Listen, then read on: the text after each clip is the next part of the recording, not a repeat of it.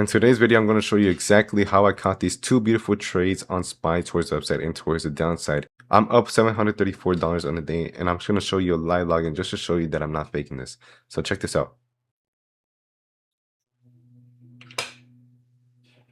So now once that's done, now we can get into it. So we took one trade on SPY towards the upside and one trade towards the downside. And I'm going to show you exactly how to trade this chop. This is one of the most useful things you could learn in trading, price action. So check this out. I'm going to mark out the pre-market high and pre-market low. This is essentially my strategy. I need to see a break above or below the pre-market session in order for us to actually take a trade. But for the first 30 minutes of market open from 9:30 a.m. to 10, I'm on the 2-minute time frame. So check this out. Pushing below, pushing below SPY. So just keep an eye out on SPY. Don't mind QQQs right here at this current state. Don't mind it. So check this out. Kind of bounced, still no entries on a 2-minute time frame. And then essentially check this out. So the first trade that we took was advanced VWAP. So the advanced VWAP is basically, I usually go on the 5-minute chart for this. So let's go on to the 5-minute chart. I'm gonna show you. So you need to see a candle close above the VWAP right here, come back and then retest a VWAP, and then potentially you could take it towards the upside. I love this because the stop loss is so tight if you do take a trade on this. So you have to catch it very early. So check this out. So I'm gonna go through with this. You see how it closes above the VWAP right here? Check this out. And then came back and then retested this point, the VWAP. That's essentially where I entered towards the upside. So I was watching this play above 659 calls towards the upside. Stop loss would have been below the candle. Stop loss was 62 cents. I was targeting 659.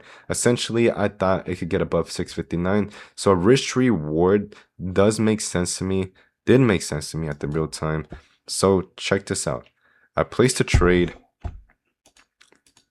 And look how it went and hit my stop loss, but essentially you do not get out if the bids and ask are holding. So if the buyers are taking control, the buyer number will get bigger, and if sellers are in control, the buyer number will collapse. So during those 5 seconds, you need to hold it for 5 seconds. That's essentially what I do. Hold it for 5 seconds. If it pushes below for 5 seconds, below your stop loss, and does not hold, essentially you could get out. But in this case and scenario, it did not do that. It held above. The bids and ask held above. So check this out. When it hit and touched my stop loss, and essentially I added to this trade. So essentially I was in it for like 5 contracts pretty decently, and then I added on to my trade for like 10 contracts more. So it came back, and that's when I added right at the peak. So, and then I caught this whole trade towards the upside on SPY. Check this out. Held above, but essentially check this out. Why are we getting rejected? Check it out. Why are we getting rejected?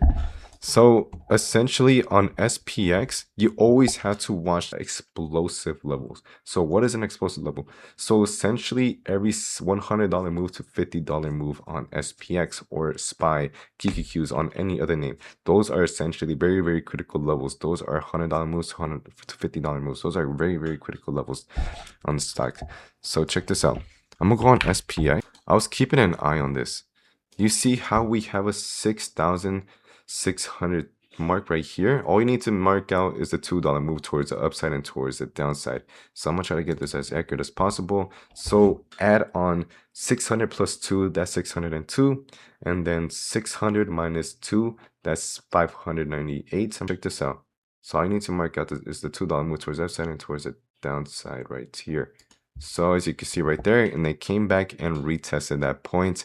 And then essentially I was still waiting for this. There wasn't enough confluence because we look at this buyer. Look at this candle. It's not a buyer candle, but essentially that's a little hammer candle. You could see that buyers are still present. Essentially, I thought it could still get above. I took profits right at the peak. I was holding my last 3 contracts. The stop loss was break even at that point. And then once it got below even further, essentially I held my last contract. I took off and held my last contract. This is where I exited. Right here. So once it got below right here, it was like near there, I exited. Look at this huge bounce on SPY. Check this out. So usually the exposure levels are for rejection plays. So if you check out one of my YouTube videos, I think it's a recent one, I'm gonna pop it up right here. If you watch this video, you will understand. So check this out.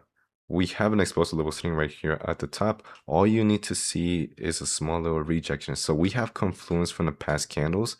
So the volume on the past candles for the seller candles is like a little low, but essentially those are very, very critical. Look at the wicks on top.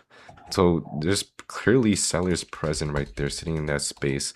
So all you need to see is a push above, come back over here and essentially enter on the trade. The stop loss will be on high of day. If not, you could put it on the other side of the zone. So check this out. This is essentially where you can enter at towards the downside. I wasn't able to take this play because I wasn't present in that current moment. But essentially all my students, I called it out way before, just to tell my students, yo, essentially you can't take that towards the downside. And look what it did. It made a huge move towards the downside. Exactly what I said.